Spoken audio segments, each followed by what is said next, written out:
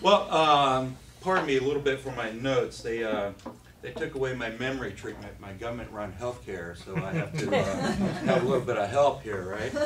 Now, about me, just real quick. I'm a software engineer by training. I've been in the business world now about 37, 38 years.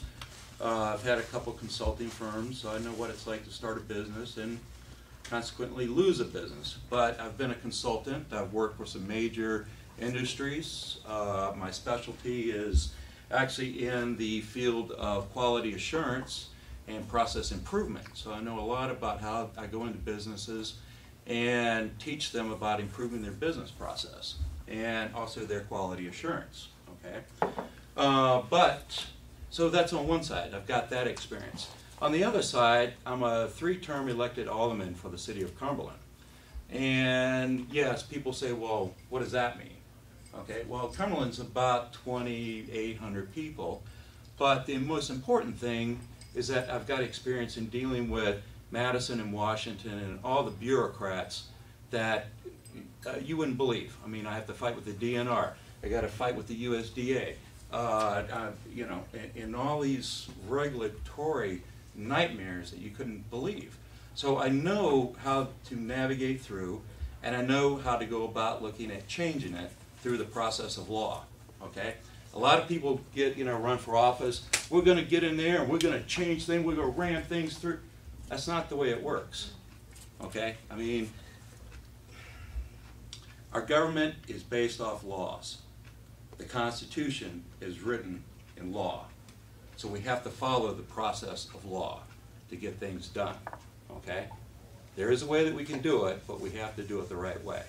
And I think between my business experience and my political experience, if you will, I bring to the table both of those years and believe that I can get this job done, okay? So what's Rob Taylor all about? What am I for? A lot of arguments here and there, some very good, and I can't argue with them, and some very bad, but on the issue of term limits. I myself am very much for term limits, and I myself plan, once I get into office, to limit myself to 2 terms. See, who said that before? Oh, Feingold. But he just didn't say which 2. I don't plan to be a career politician. First of all, I've been to Washington many times, and I'm not looking at living there. Don't want to be there. It's too big for me. I'm a small country boy, and I like my lakes and all that. Okay, so I don't plan on spending the rest of my life in politics. I want to go there, get the changes that need to be done, train my people that are coming up after me, and then move on with my life. Okay, I do not want to sit and be in this power base. But like I said, a lot of people are against term limits. They feel that it's up to the voters, and they feel that term limits are unconstitutional. Well, there's nothing in the Constitution except for the president that says whether you have term limits or not. So it's really going to be up to me. And I promise you right now, I will limit it to 2.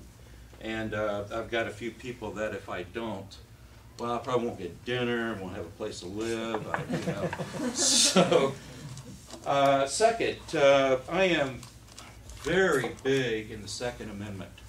And it's not just for carrying arms. I mean, I believe that without the Second Amendment, the rest of them all the rest of our rights will fall.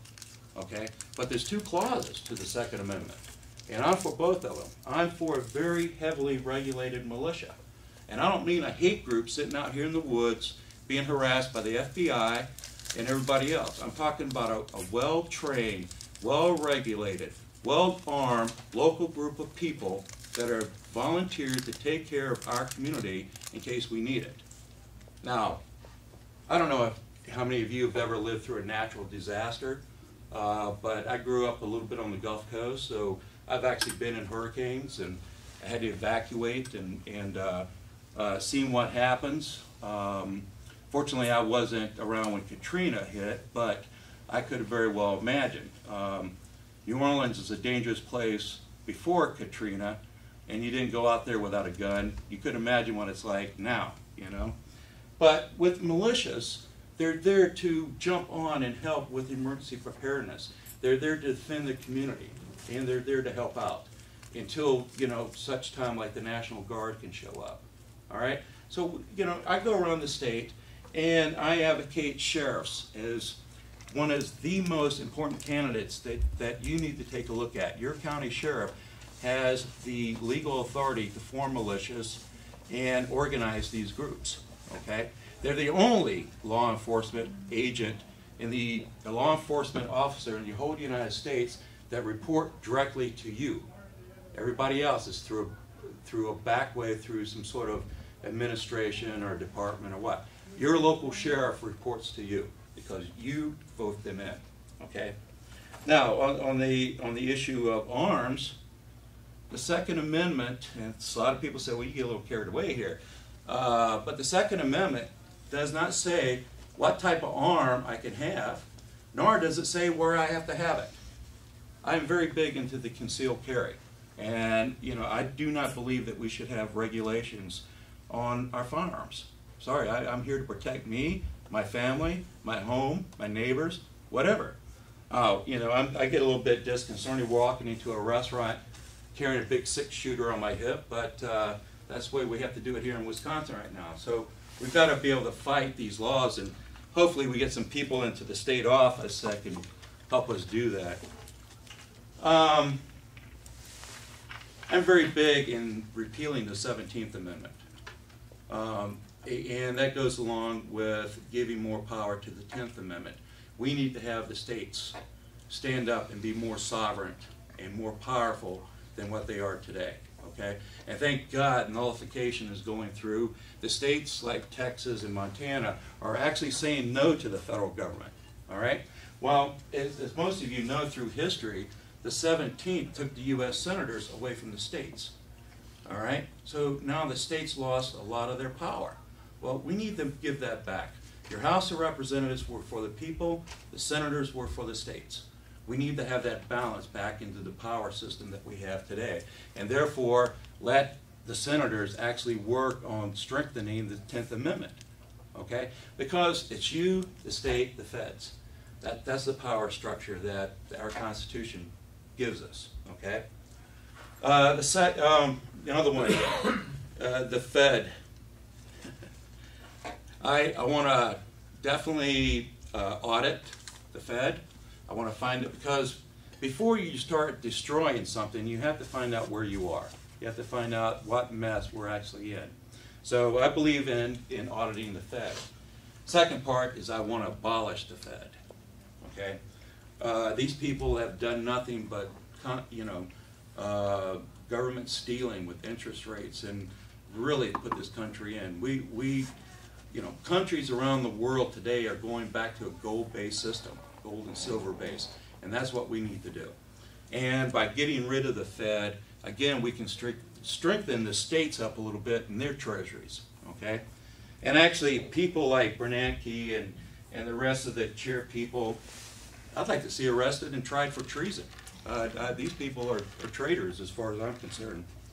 I'm a big activist in the fair tax.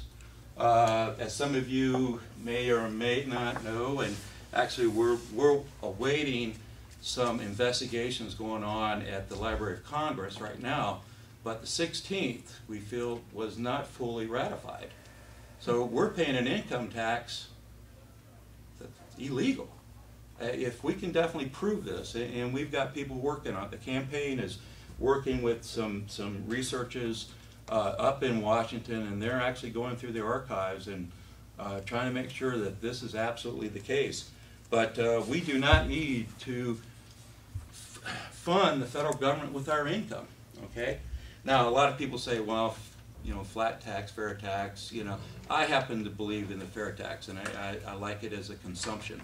I feel that our business structure, our personal structure, has been absolutely deteriorated because of personal income tax, payroll tax, estate tax, and death tax. I mean, come on, So I'm out, and I am no fan of the IRS. Let me tell you that right now. I mean, anybody who has to start a business or work with them, these people are just thugs. I mean, there's no other word for it. And right now, they've got way too much power.